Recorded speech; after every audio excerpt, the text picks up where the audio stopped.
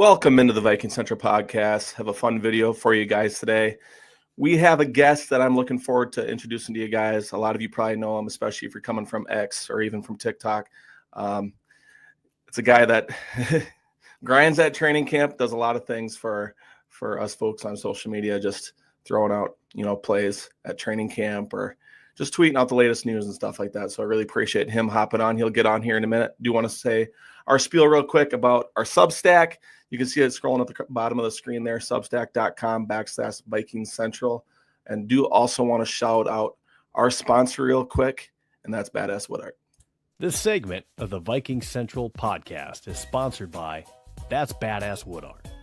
They have some really cool pieces in their shop online that speak to gamers, sports fans, or just nostalgic and trendy pieces for your garage, home, or office. Luis at That's Badass Wood Art can even make you something custom if you don't see it in his store. Shoot him a message with an idea, link, or picture of what you want, and Luis can make your dream wood art come true. Check them out now at www.thatsbadasswoodart.com and make sure you use our Viking Central coupon code of BC15 for 15% off at checkout. That's pretty badass. Again, that's one of the best ways to support us, supporting our sponsors, small businesses, our Substack, and just following us or subscribing to our YouTube or X, Facebook, or TikTok, just the best way to do it. So again, wanted to get Dustin on here to talk a little bit about what he's been seeing at training camp. Big joint practices coming up tomorrow and on Thursday. So just really looking forward to that. But no further ado, here's Dustin. How are we doing, man? Yeah, I'm doing good. Appreciate you having me on here. It's fun to talk Vikings anytime with people, so I'm super excited for those joint practices for tomorrow and Thursday. It's going to be a lot of fun. I think Kevin O'Connell's really excited for it too. Like that's the one thing he's always looking forward to is like the joint practices, like even ahead of preseason games. And we've just been hearing that a lot, that joint practices that kind of take like the top thing that they look forward to going up to the Week 1 versus Chicago Bears, but I do have his X and TikTok up there above him. You can follow him at Dust_Vikings on X or that Vikings fan on TikTok. I think you also have a YouTube channel, don't you? Yeah, that's where I would put like all my podcast stuff. So 612 Vikings. I know it's 3 different handles right now, but yeah, podcast 612 Vikings. We'll talk Vikings on there too. That's awesome. Well, I appreciate all your work. We absolutely love seeing your content. So that's why you're on here. So let's start off with training camp a little bit here, and what you've kind of seen these last few weeks. And I'm just going to get right into it. Whose stock is rising? I mean, there's a lot of young players that I've kind of been making some plays here the last couple of weeks. Some veteran guys also that have really stood out, but just you being there every single day, just seeing it with your own 2 eyes. I mean, we can see as much as we can on X and all that kind of stuff, but you're watching every single day. Who's a couple of players that have really stuck out to you so far? Yeah, so I got 2 offensive guys and 1 defense. I think with the offensive guys, there's some struggles there. It's not perfect right now. I mean, you got a pretty much rookie quarterback under center going into this year. So defense, it's pretty solid everywhere. But I think I'll start there. I think, one of our risers on defense, with a pretty solid defense that we have, is UDFA Zamiah Vaughn, our cornerback. I think he's a pretty obvious answer for that defense and for the whole team too. Is he's been holding his own pretty much. As a UDFA, it's kind of hard to compete for a roster spot half the time because you have vets like Byron Murphy and Isaiah Rodgers kind of holding down the fort already, and then Jeff Okudah is having a very solid camp too. So Zamiah Vaughn, I think he's looking pretty good. If you were just at training camp for your first time, you would think that Zamiah Vaughn would be one of your day one starters or second string, whatever it is. He's been that good. So I think Zamiah Vaughn, I think he makes the 53-man roster, bearing any sort of injury or setback or anything. So yeah, I love that pick. Yeah, I do. And that was going to be one of my main guys too. If someone would ask me, I probably would have said that. And I've only been up there once, but just from everything I've heard and seen, he's one of the for sure risers. And he's a corner that Brian Flores just really loves. He's long, lengthy. He's physical. And it's really nice to see that cornerback room kind of have some of those guys, because Dwight McGlothern's another UDFA that's kind of really stuck out. And even Jeff Okuda, he's more of a veteran, but we didn't really expect him to like be showing out as much as he has. But that's a great pick, and he's one of my surprises too, for sure.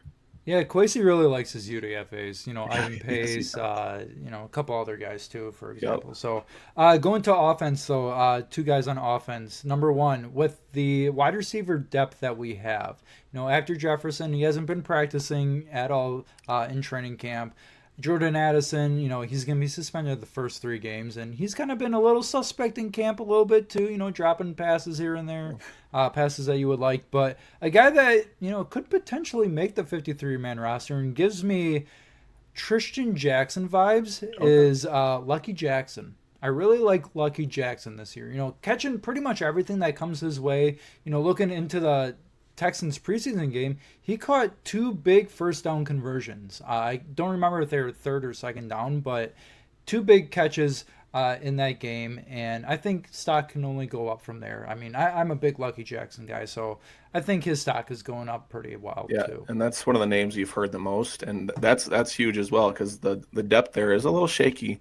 Mm-hmm. But if JJ would have hit him that first drive of that Texans game on that crosser over the middle, it could have been a touchdown, because he beat his man. Oh, yeah. And he had nothing but green field ahead of him. So I think the more chemistry they get, the more reps they get, and I think joint practice will be big on that as well. But yeah, it's really nice to see Lucky Jackson, because he's been in the system for a while, but you can definitely see that he's comfortable in it. Yep, for sure. Yeah, and then my last guy for offense, I just literally made a TikTok about it before I came on here, was QB Max Brosmer. A lot of Gopher fans, I feel like they're kind of split on Max Brosmer. I'm not a Gophers fan, as some of you might know, but Max Brosmer, I knew nothing about the guy coming into, signing with the Vikings. So seeing him at camp, I'm like, dude, this guy's the next, he could probably push for that QB2 spot. Yeah. I think he'll probably go to Sam Howell, because you don't want 2 inexperienced quarterbacks as your 1 and 2, but we've seen crazier things happen. But Max Brosmer making plays here and there, there's probably 5 to 10 highlights of him in camp making really good plays. I mean, the other day he made a rollout to the left, throwing sidearm to Cy Bolden, and it was a really good pass too. And in the preseason game, he had 118.1 quarterback rating, 5 of 8, I believe, 5 of 7 passing, 47 yards, a touchdown. So pretty good showing for Max Brosmer. We'll like to see a little more. I think we'll get a little more against the Patriots, and then probably against the Titans too. But for sure, Max Brosmer's stock is definitely going up. No doubt about it. And you're a Badgers fan, right? I'm a Badgers fan, yeah. So he looked a little bit better than Graham Mertz, right? Oh, I was not a Graham Mertz guy. I'm so glad he is struggling with the Texans. So yeah, no, Max Brosmer, he's surprised a lot of people. Just we could kind of tell there was some interest before, like even through the draft process, because he was like at TCO randomly and all that kind of stuff. And I'm a Gopher fan, not a huge Gopher fan, but at the same time, you always heard about how smart he was, and like just. He has really good QB mechanics too. Yes. For as raw as he is, really good QB mechanics. Yep. He's raw, but he's played a lot of football too, which really helps him. But he does have some fine tuning to do. And like you said, I want to see him more versus the Patriots, because the defense he was playing against versus the Texans, it was like the back end of the fourth quarter. So like how many of those guys are actually going to make like a 53-man roster? Yeah, right. So I want to see him like maybe get some time like at the end of the first half, or for sure like start of the third quarter. And just get him some really good reps, because it's going to be important for him too. And I think he's the QB3 for sure. Now I know they love Brett Rippon, but at the same time, like you can't put him on you can't put Max on the practice squad and someone nabs him up. Yeah. So I think he's leader in the clubhouse for QB2 next year, no doubt about it. That's my opinion. I don't know how you feel on that, but it sounds like you agree. Oh yeah, 100%. Yeah, especially if Sam Howell struggles a little bit this year, and hopefully we don't see Sam Howell at all. I mean, JJ's that's your hope. 17 games, so that's your hope. Yep, for sure. Everything would look good if we don't have to see our in a perfect world. Yeah. So, all right. So those are your stock rising. Of course, there's going to be some people kind of falling with some stock. There's probably a couple names that popped up in your mind. Who you want to start with, Dustin? So we're gonna stick on offense. Like I said, defense has been pretty rock solid. I mean, there's been very minor, I guess stock falling guys. So, Sure. first one I want to start with, I know he's a rookie. He's coming into the league. He's also somewhat raw too. Is Ty Felton, the rookie? Just concerning with the drops that he's had. Just real easy drops out in space, sideline, possession catches, just everything in between.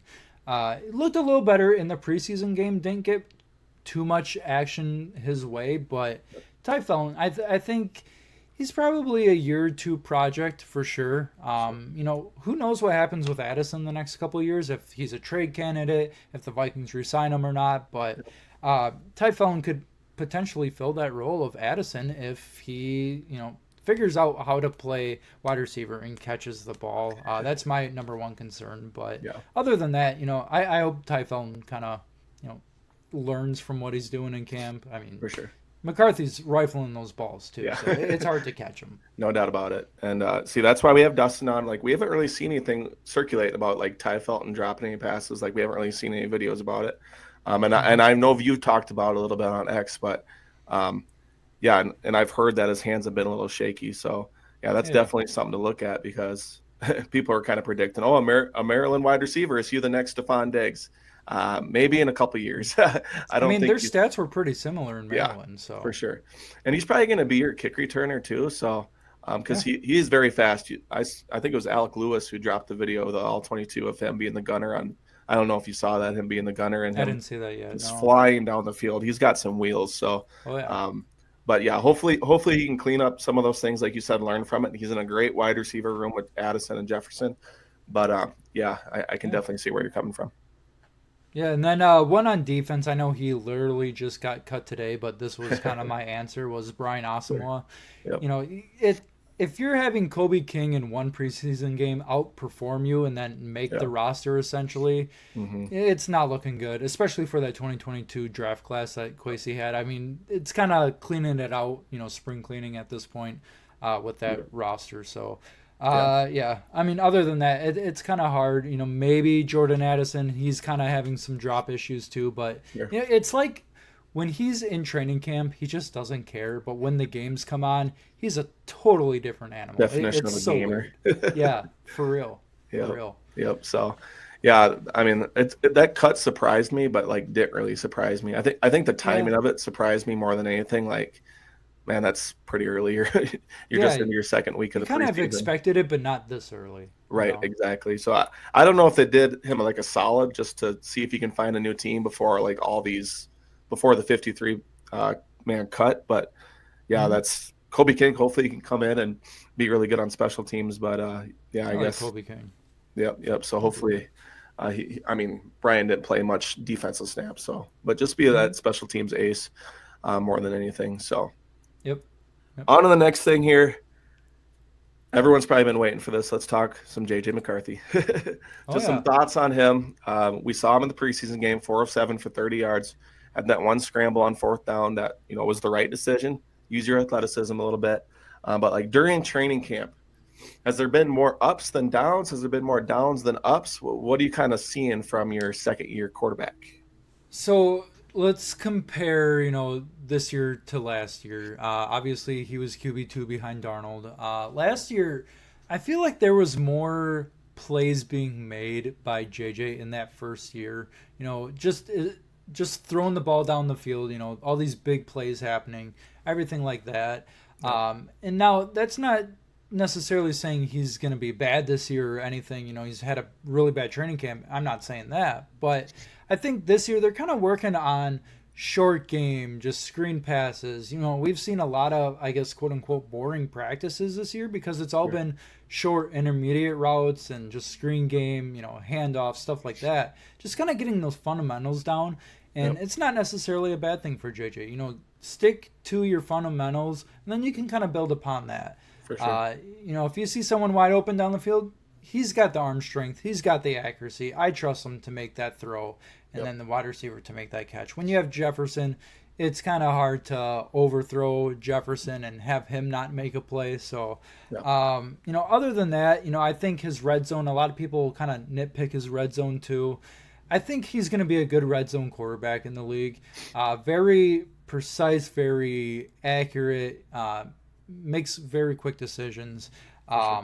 So, yeah, I don't think he's going to be like a Darnold in Week 18 versus the Lions where he's just overthrowing everything. Yeah. I think he's going to, find an open guy and, possibly even run it in too. So, yeah, that's kind of my thoughts on J.J. McCarthy. I mean, not bad things, honestly. I mean, he's going to throw interceptions. I mean, that's what quarterbacks do. That's a stat for a quarterback is to throw an interception. Yep. But you don't want that to happen, obviously. So I think it's just kind of building fundamentals, like I said. Sure. I could see him in that Sam Darnold role this year, just kind of learning a new system. It's kind of year 2 for him now, but I think we're all J.J. McCarthy fans this year. I think he'll be doing really good. It's hard to do bad in that offense. No doubt about it. And it's interesting that you say that he's kind of working on the short game, kind of just, working through the simple things. And I think maybe they're planning for like the first couple of weeks, especially with Jordan Addison out, like just rely on the run game a little bit, manage the game a little bit. And like you said, if there's a play over top, hit it. You got Justin Jefferson still. There's going to be opportunities. And maybe that's why, too, Jefferson hasn't practiced for the last couple of weeks. So maybe that's why we haven't seen as many down the field plays, too. But, yeah, just to be able to manage the game, take care of the football. Like you said, he's a young quarterback. He's going to throw interceptions, especially if he does start pushing the ball down the field a little bit. He does have that little bit of a gunslinger mentality to him where, when he does get into a rhythm, he kind of wants to try to fit into tight spaces. So, we're going to see that. But at the same time, we're going to benefit from it, too, because there's going to be some big explosives when he does get really comfortable in the system. And one last thing I want to add too about that is we've seen all these posts about Caleb Williams making dumb throw interceptions and Jordan Love and whoever else is making all these dumb interceptions. JJ this year has not really thrown a dumb interception. Just heaving the ball up 50-50 for someone to go grab it. If they're picks, it's the corner just making a really good play. Reading the route. Whatever it is, like I said, I just haven't seen JJ make a really dumb interception yet, and that's a good thing. Right, and the only one that I could maybe think of is, I don't know if it was Blake Cashman in the middle of the field. He kind of tried to extend the play, and I forgot who he was trying to throw it to. So after kind of watching it back too, I think Addison and JJ weren't like on the same page. So Addison wasn't really looking for the ball. So Cashman just kind of made the play on that. Not that it's JJ's fault because he threw the pick, obviously. So just something to learn from. Just comes down to the chemistry again, and they're going to get there eventually. That's all good. So I know this is also another big topic, and you said he hasn't been really stretching the ball down the field, but does his arm strength look fine? I know people say he has no arm strength or it's mediocre. I think we can. Crazy. Crazy. Yeah, no, he can throw the ball. I've seen him, let's see, when was it? Maybe last week sometime. He probably threw the ball maybe 60 yards down the field. It was probably like 50 yards of airtime, but I think it was an incompletion, but you can still get the ball down the field. He's got the strength. I mean, when in the combine, he had the hardest throwing ball. I was just going to mention that. So. I think it was like 68 miles per hour or something like that. Yeah, it was, and it was the highest at the combine. So, I don't know where that. Colin Coward's kind of been pushing it, and a couple other people. I don't know where that kind of came from, but at the same time, hey, we've seen what he has, and I don't think arm strength is probably one of the least of our worries at this point. I'm not worried about that. So, that's awesome. And another thing, we've kind of heard this from one last quick thing on J.J. McCarthy. We've heard this from Aaron Jones. We've heard this from Ryan Kelly, Jordan Addison, Kevin O'Connell. Is the leadership from J.J. McCarthy? Do you kind of just see that when he's walking on the field? Like, I know people kind of say everything kind of levitates towards him. He's kind of got that. Yeah. I don't want to say it like that aura, but do you kind of feel that when you see J.J. McCarthy? Yeah. Yeah. Yeah. If you're not a Vikings fan and you just attended Vikings training camp for a day, you can see that, players gravitate toward him, coaches do, Kevin O'Connell, he daps up his teammates. I posted a video the other day of him spinning a football, and I just said JJ has the aura. I mean, Yeah. that got a lot of likes too. So For sure. you just kind of can tell that JJ has the it factor, leadership. Yep. I mean, yeah, he's a second-year quarterback. Now he's the starter, so he's going to have to be that leader no matter what. For sure. But, quarterback is the most position in sports, most important. So I think he's got that leadership for sure. Hell yeah. No, love to hear it. And that's the start. If you got that, you're in the right direction. Then it's just kind of putting your game on top of that. So, exactly. All right, let's talk about the rest of this week real quick. Minnesota versus New England joint practice, Vikings, Patriots. Drake May's coming in town, Mike Vrabel, Stephon Diggs, a couple other former Vikings. What's something that you're kind of looking forward to just seeing when they both get on the field together? Just a couple of things, with Garrett Bradbury coming back to TCO. I'm looking forward to that D-line versus the O-line. Vikings defensive line versus the Patriots offensive line. Will Garrett Bradbury handle the pressure of Javon Hargrave, Jonathan Allen, Levi Drake Rodriguez? Just this whole abomination of, I don't know if that's the right word, but just the defensive line in general. That's going to be tough to manage for any offensive line. So that's going to be really fun to watch. And then kind of vice versa. The Patriots, not that they have an amazing defensive line, but how's our offensive line going to hold up, not going against the Brian Flores-led, defense and defensive line. So that'll be super interesting to watch. And then the other one, too, is the quarterback battles between Drake May, number 1 overall pick, or no, 2, right? Yep. Yeah, 2. So versus JJ McCarthy. So, when Drake May has to go against the Brian Flores defense, he's probably going to throw a pick or 2 or 5. So, it's gonna make JJ look a little better for sure. So I'm super excited for that QB battle as well. Yeah, that's probably my main one. And I know it's kind of cliche, but we both agree with that. Like JJ McCarthy, Drake May. We talked about Drake May maybe being the number 1 target for the Vikings pre-draft process, that maybe he was their actual pick. Mm-hmm. And then JJ McCarthy fell into their lap. So, I'm really looking forward to that. And then, like you said, kind of just the Vikings defense flying around the field, maybe forcing Drake May into some interceptions or beating up Garrett Bradbury a little bit. I can't wait to get all those. Yeah, I can't wait to get all those pass rushers kind of just let loose. Dallas Turner, Andrew Van Ginkel, Gabriel Murphy now is kind of taking off a little bit. Jonathan Grenard is one of the best in the league. I mean, because that will kind of be like their preseason game almost, is those joint practices. So yeah, essentially. I mean, I wish I could be there. I mean, you are going to be there, right? Yeah, I'll be at the game. Yeah. So I wish I could be to the joint practices and everything like that because it's going to be a lot. It'll be fun. Get your popcorn ready, that's for sure. Oh yeah, because I heard Caleb Williams with against the Dolphins. The Dolphins were in Chicago, I believe, and Caleb Williams got like 70 reps or something like that versus their defense. So if JJ McCarthy can get anything close to that, you're gonna be seeing a lot of action. And like you said, there's been some boring practices. So hopefully this makes everything better. Oh yeah. So anything else you want to add on those joint practices? I mean, there's gonna be a lot of former Vikings coming back. Stephon Diggs, Garrett Bradbury, Josh Dobbs, Vidarian Lowe, I think is still on the Patriots. So, a couple other guys as well. But yeah, it's gonna be fun for them to come back to TCO. I think Stephon Diggs will get a good ovation. Yeah, that was with him coming back. So. That was my main question. I wonder what the ovation. I think he deserves a good ovation. Oh yeah, I don't. Think Minneapolis Miracle and everything like that, and yeah, he deserves it. So he's a great guy, right? Heck yeah. One last thing. So I asked you this right before we hopped on here. One free agent signing that you'd want to see the Vikings make before week 1. Yeah, so I got a couple different guys and positions here. Okay. First on offense, I think our weakest point right now might be wide receiver depth. Sure. Behind Addison, Jefferson, then it's a pretty big drop off. I would like to see one of 3 of these guys. So either Tyler Boyd, Brandon Powell being back, or Allen Robinson. Those guys, a couple veteran guys that could hop in, and when Addison is back, I'm sure that they would be fine with a wide receiver 3 spot or 4. It kind of depends.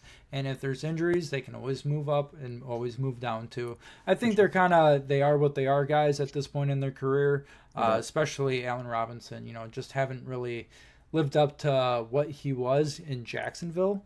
But Tyler Boyd, I'd be really intrigued by. Powell, not a sexy move coming back, but just kind of a guy that you trust, especially for punt and kickoff returns too. So, moving to defense, real quick. 3 guys are James Bradbury. Now, I bring him up because he can play cornerback and safety. Kind of versatile guy that Brian Flores could use. Yep. Jay Ward is kind of in that role. Josh Metellus obviously likes to use chess pieces instead of checker pieces. So James Bradbury would be kind of nice with that cornerback depth. Rasul Douglas, and then Asante Samuel Jr., a guy that a lot of Vikings fans talked about before the draft, and somehow is still a free agent. I don't know if it's his physicals not passing or whatnot, but I would like to see Asante Samuel Jr. in a Vikings uniform. Maybe they don't have to be elite level guys. We don't need that, but I think we're pretty good at cornerback depth. Not saying that I'm pounding the table for these guys, but it'd be kind of fun to see. Even a guy like Christian Wilkins on the defensive line. That would be a dream defensive line, but that'd be wild. Just don't kiss our teammates. I think we'll be good with that. But other than that, those are the guys I would like to see. Yeah, I hear you. The Christian Wilkins ones is pretty funny. That'd be a good TikTok for you. Let him come up to you and give you a kiss on top. Hey, Christian, can you give me a kiss? Just kidding. Yeah. Oh gosh. No, you make great points. I think wide receiver is one of the more popular ones that people have been talking about, and those are some great names. But I think if they losing Rondell Moore, that's kind of a priority right now. Yeah, for sure. So that's why you say like Brandon Powell. He might not be the sexiest one, but he might make the most sense because they need a punt returner, and that's what Rondell is going to be. Cheap. You come back, play cheap. KJ Osborne, if he gets waived from the Commanders, is another name that's kind of been floating around a little bit. And of course, like you said, Asante Samuel Jr., that's a name we've heard a lot. Heard a lot. So, that'd be a great under-the-radar pickup. And I know health has kind of been a question with him. But if he can come in healthy, Brian Flores, I think, would be happy to put him into that defense. And it's interesting because they waived a couple of guys today. So they got a couple open roster 3 spots, I think. Yeah, so I think there's probably something coming. And maybe something soon. Maybe they want a guy there before joint practice. So maybe we'll hear something here in the next couple of days, or at least before the preseason game. So hopefully. But other than that, Dustin, anything else you want to add before we hop off here? Yeah, no, I've said this a million times, but I'm super excited for that joint practice. I was at the one a couple years ago versus Tennessee when Mike Vrabel was here first. So super excited for that, and be sure to look out for all the content that I will be posting. Heck yeah, keep up the great work. You can see his X account up there, Dust_Vikings, and then his TikTok, that Vikings fan. And then on YouTube, I didn't put that on there, but 612 Vikings. Appreciate it, Dustin. Yeah, appreciate it. Thank you. Skol Vikes. Skol Vikes, baby.